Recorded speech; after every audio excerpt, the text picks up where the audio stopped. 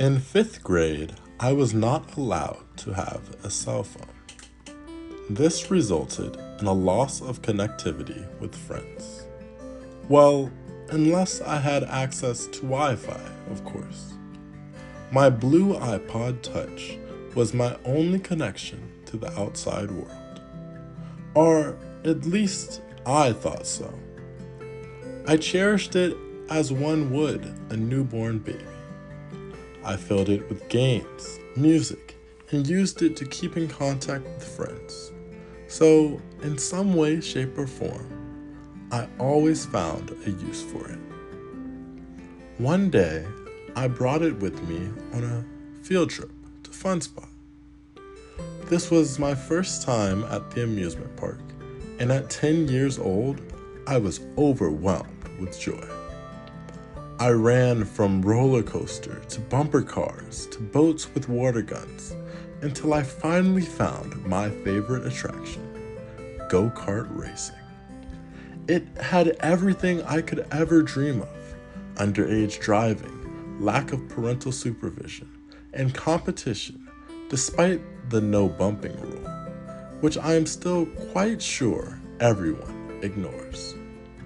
I put my belongings aside to best my peers in 3 laps of full throttle competition, not knowing this would be the last time I saw my iPod. Upon leaving the track, I gathered my items and was content with leaving the amusement park victorious. I soon realized I did not have my iPod, what I viewed as my only connection to the outside world, no more. I have since lost my connection with an inanimate object and have found an even stronger bond and connection in my dog, Maddy. Maddy was a Christmas present, gifted at 8 weeks in 2017. I watched her grow from being able to sit in the palm of my hand to being around slightly longer than my forearm. During this time, she never lost her playful nature. She still is as curious as ever, eating things she is not supposed to, and still chasing squirrels, or any other small animal, really. Maddie runs to the door, indicating she wants to go outside quite often. Sometimes to use the restroom, sometimes to play, and sometimes as a last resort to get attention. It was around time to feed her, so I let her out in the backyard while I fixed her food. But when I returned, she was nowhere to be found. I searched up and down the streets in my neighbor's yard and, as a last resort, thought, she's a smart dog. She can't stray far from home. It felt just as it did when I lost my iPod, as if a piece of me was missing.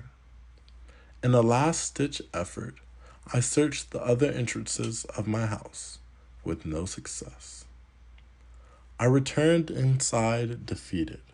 I paced in circles, wondering if she would ever return. What was I going to tell my parents? It was then, out of the corner of my eye, I caught a glimpse of Maddie, laying on the couch, completely unaware of all the stress she had caused. I stared at her in disbelief, and she approached me just as playful as ever. So I played with her. I will forever strive to make the most of times I have with others, because they could be gone in an instant. If you have a dog, turn your volume up to see what their reaction will be for the following sounds. Or don't, I can't really tell you what to do.